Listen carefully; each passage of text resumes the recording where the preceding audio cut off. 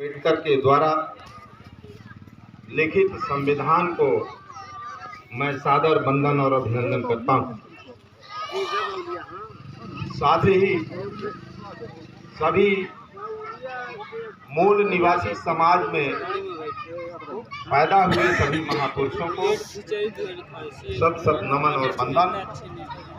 आज के इस कार्यक्रम की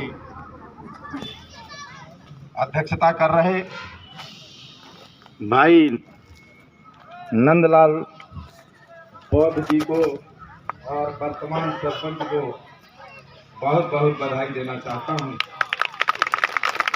कि आपने इस हमरा गांव की धरती को पवित्र करने में पूरा समय लगाते हैं और इन्हीं बाबा साहब अम्बेडकर के संविधान की बदौलत नंदलाल बौद्ध जी जैसे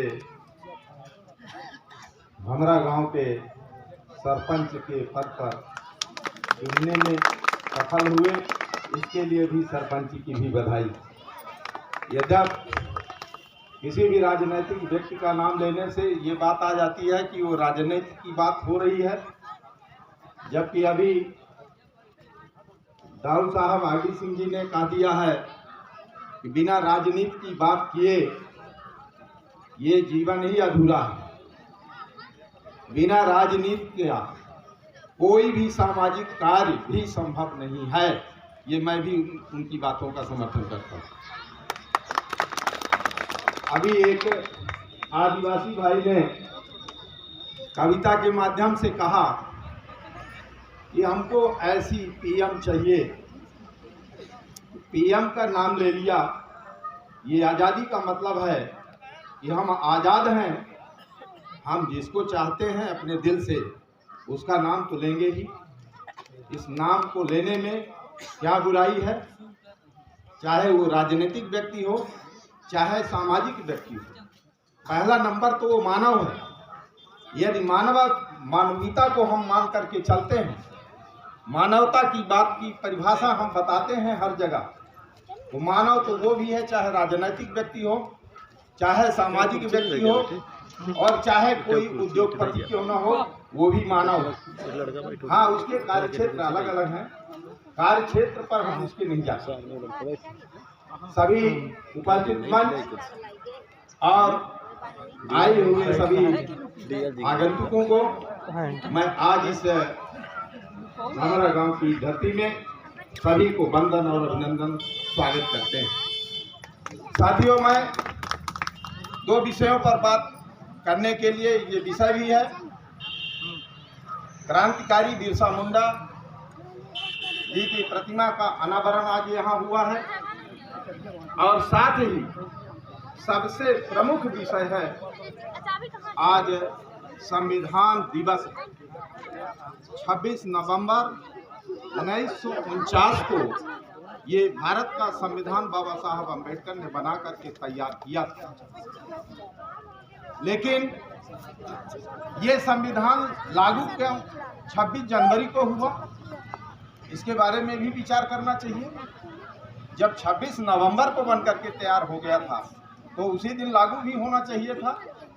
लेकिन यहाँ के राजनीतिक लोगों ने 1930 में 26 जनवरी को एक संकल्प पारित किया था कि जब हमारे देश का स्वतंत्र संविधान बनेगा तो उस संविधान को हम 26 जनवरी को लागू करेंगे। इसलिए वो उतने दिनों तक, 1 महीने 2 महीने तक वो संविधान बन करके रखा रह गया, और जब 26 जनवरी 1950 आया तो उस दिन फिर संविधान को लागू किया गया। मैं उपस्थित सभी लोगों से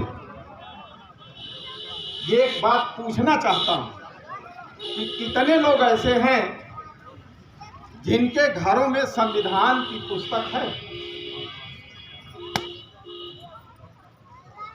इतने लोगों के पास मुश्किल से 10-15 लोग, 15 लोग 20 लोग मान लीजिए।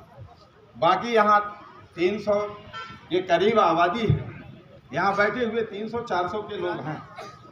इन्हीं के लोगों के पास माने 250 लोगों के पास किताब नहीं है संविधान की, और हम संविधान दिवस मनाने चलते हैं। इतना अफसोस है इस बात का कि हम जिस संविधान के कारण आज इतने ऊंचाइयों तक पहुंचने में कामयाब हुए हैं, उस संविधान की पुस्तक हमारे घरों में नहीं है, तो हम और आगे कौन सा परिवर्तन की बात सोच सकते हैं। मैं ये निवेदन करना चाहूँगा कि चाहे वो जितने कीमत में मिलती हो, संविधान की पुस्तक हर घर में वो संविधान की पुस्तक होनी चाहिए।